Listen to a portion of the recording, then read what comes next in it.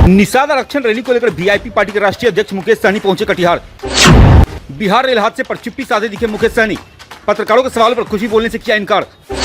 कटिहार के प्राणपुर क्षेत्र में निषाद आरक्षण रैली को लेकर के जुटी थी हजारों की भीड़। आने वाला समय में 2024 में निषाद समाज का वोट जो है वो निर्णायक होगा। जो हमसे दोस्ती करेंगे वही देश का प्रधानमंत्री बनेंगे, जो हमसे दुश्मनी करेंगे उनको कुर्सी खाली करना पड़ेगा।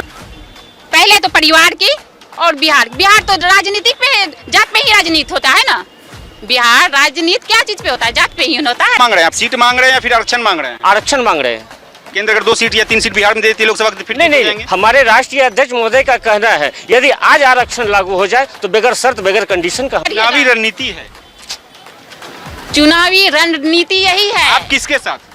हम अपने पार्टी के साथ या अपनी जनता के साथ? हम पार्टी और जनता दोनों के साथ हैं। पीठ में भोगा, एक ने आगे से भोगा।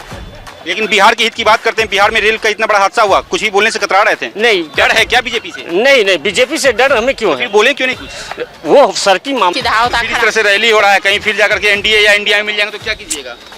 हमारी बात सुनेंगे तब तो मिलेंगे। बिहार झारखंड में जाइए, एक भी निषाद का बेटा कलेक्टर नहीं है। ये बहुत दुख की बात है। अभी आपने देखा जाति का जनगणना हुआ, उसमें ये सिद्ध हो गया कि बिहार में ओबीसी में सबसे अधिक संख्या में अगर 14% है तो यादव भाई है। अगर दूसरे नंबर पे कोई जात है तो निषाद समाज के सभी उपजाति तकरीबन 10% की आबादी है। तो हमारे पास जब इतना वोट है तो निश्चित तौर पे हमारे पास यही ताकत है। यूपी बिहार झारखंड में जो हमारा दोस्त बनेगा वो 60 लोकसभा सीट जीतेंगे, जो दुश्मन होगा वो 60 लोकसभा सीट हारेगा। इसलिए मजबूती से हम लोग पूरे यूपी बिहार झारखंड में पार्टी को मजबूत कर रहे हैं, संगठन को मजबूत कर रहे हैं, पार्टी के लोगों के बीच में जा रहे हैं, अपने लोगों को जाके आग्रह कर रहे हैं, उनको संघर्ष करने के लिए प्रेरित कर रहे हैं। और उसी के क्रम में आज कटिहार जिला में आए हैं और आपने देखा कि किस तरीके से यहाँ पे हजारों की संख्या में माता बहन नौजवान साथी सभी ने हाथ में गंगा जल लेकर सभी ने संकल्प ले लिया है कि किसी हाल में भी हम अपने पार्टी अपने नेता के साथ रहेंगे, किसी का नहीं सुनेंगे। जब तक हमारा आरक्षण नहीं देगा तब तक हम किसी का बात नहीं मानेंगे। तो आज निश्चित तौर पे ये हमारी जीत है।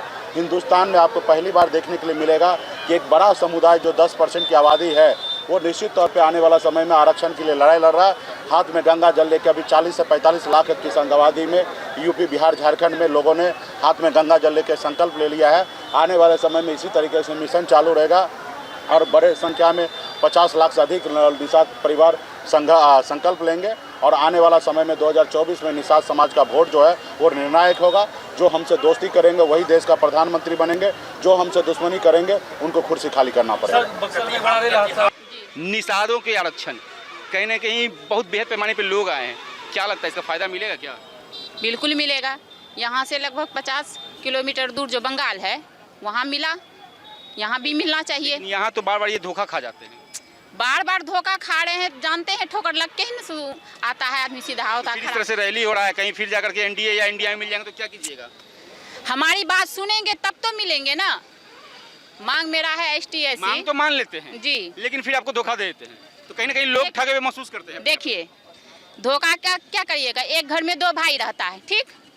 यदि जमीन बंटवारा होता है 2 धुर उसको मिल जाए 2 धुर इसको मिल जाए, उसमें खून हो जाता है। तो भाई झगड़ ले, लेकिन बच्चों का क्या दोष? बच्चों जो ठगे आज संकल्प ले लिए बच्चे यहाँ पर जी, बाप भाई का झगड़ा होगा, बिल्कुल। सुनिए, बच्चे संकल्प नहीं लिए हैं, बच्चे के माता पिता संकल्प लिए हैं। इस संकल्प का फायदा मिलेगा? बिल्कुल मिलेगा। जब हम सत्यनारायण का पूजा करते हैं उनमें हम संकल्प लेते हैं, उसमें शुद्धिकरण करते हैं। तो आज तो गंगा जल से बढ़ के कुछ है क्या? अच्छा, मान लिया जाए कि चलिए आरक्षण की बात मान लेते हैं, मोदी जी चाहे जो भी सरकार मान लेते हैं उनको आप समर्थन कर देते हैं। पहले आपको अंदर खाने रख चुनाव लड़ लेते हैं, फिर आपको छोड़ देते हैं, फिर उस स्थिति में क्या कीजिएगा? लोग ठगे हुए महसूस करेंगे। वो तो इंसान का नियत में है ना, वो इंसान का नियत में है, समझे? लेकिन ठगाते जाएंगे, साथ आप ही के जाएंगे। वो बात नहीं, हम क्या करें? यदि आप मेरे साथ हैं, ठीक, यदि आप ही जीत गए, आप ही को कोई 50 करोड़ ऑफर कर दिया, यदि आप ही निकल जाते हैं तो आपका मन को तो नहीं पड़े, आपका मन को नहीं पड़े।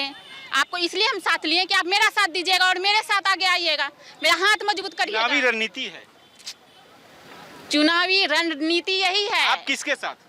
हम अपने पार्टी के साथ या अपने जनता के साथ? हम पार्टी और जनता दोनों के साथ हैं।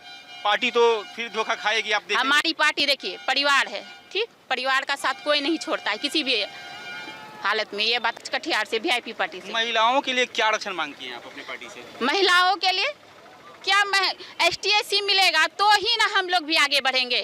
महिलाएं भी तो उसी में आएगी, पढ़ी लिखी रहेगी तो ना। आप जानते हैं महिला ना, आप एक हमेशा कटिहार जिला क्या कहीं भी देखने को मिलता है महिला मोर्चा बीजेपी, ये महिला संगठन निषाद की भी अगर है तो महिला आखिर कहाँ है? सुनिए, ये आरक्षण जो है ना, आरक्षण से ही ना हम सीएम पीएम बनाएंगे। किस तरह का आरक्षण चाहते हैं?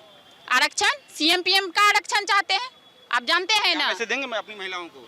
अपनी महिलाओं को यही मैं मैसेज देना चाहूंगी कि भले एक रोटी कम खाइए, अपने बच्चों को पढ़ाइए। राजनीति बिहार की या अपने जात की? पहले तो परिवार की और बिहार तो राजनीति पे, जात पे ही राजनीति होता है ना। बिहार राजनीति क्या चीज पे होता है? जात पे ही होता है। चलिए धन्यवाद। कहीं ना कहीं बहुत बड़ा सवाल सामने आया है कि राजनीति पहले अपने जात की फिर जमात की। बने रहिए हल्ला बोल के साथ। जो है निषाद आरक्षण का यही एक मकसद है। लेकिन आज गंगा जल छू करके सबने कसम खा ली। बिल्कुल और कसम। कल आपके राष्ट्रीय अध्यक्ष चले जाएं एनडीए और इंडिया में तो फिर क्या कीजिए? देखिए, हमारे राष्ट्रीय अध्यक्ष ये बोले हैं कि जो हमारी सुनेगा हम उनकी सुनेंगे, तो हम वो किनके साथ जाएंगे? तमाम कार्यकर्ता पहले भी धोखा खा चुके हैं। देखिए, पहले तो जो धोखा खाए वो तो सारा हिंदुस्तान जान रहा है। एक ने पीठ में फोका, एक ने आगे से भोका।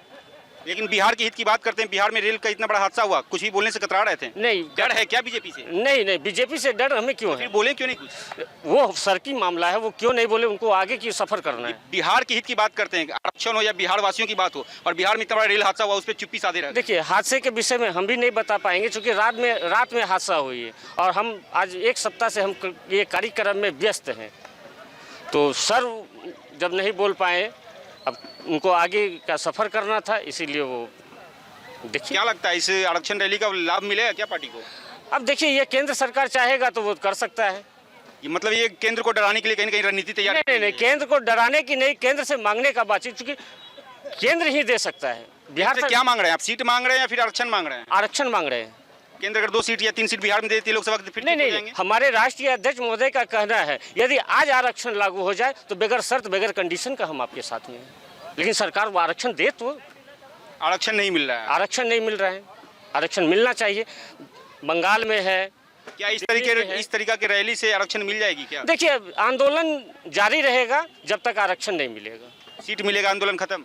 सीट की बात यहाँ नहीं है, सीट की बात नहीं है। आप केंद्र सरकार से हमारा आग्रह है, आप आरक्षण दीजिए बगैर शर्त बगैर कंडीशन बगैर सीट का, हम आपके साथ आएंगे। आरक्षण, जी हाँ, बिहार का सबसे बड़ा मुद्दा नहीं, ये देश का सबसे बड़ा मुद्दा है। जातीय जनगणना के बाद कहीं ना कहीं ये आरक्षण का मुद्दा पूरा देश में गरमा चुका है और ये बात हो रही है यहाँ पे आरक्षण की। लेकिन बहरहाल देखने वाली बात ये होगी कि कहीं ये मुद्दा चुनाव के समय आते आते धूमिल तो नहीं पड़ जाता। क्या वीआईपी इंडिया के साथ चले जाएगी या एनडीए के साथ, ये तो समय बताएगा। लेकिन कहीं ना कहीं ये जो तरीका है बीजेपी पे सीधा तौर पे निशाना बनाकर उन्हें डराने की कोशिश की जा रही है। बने रहिए हल्ला बोल के साथ।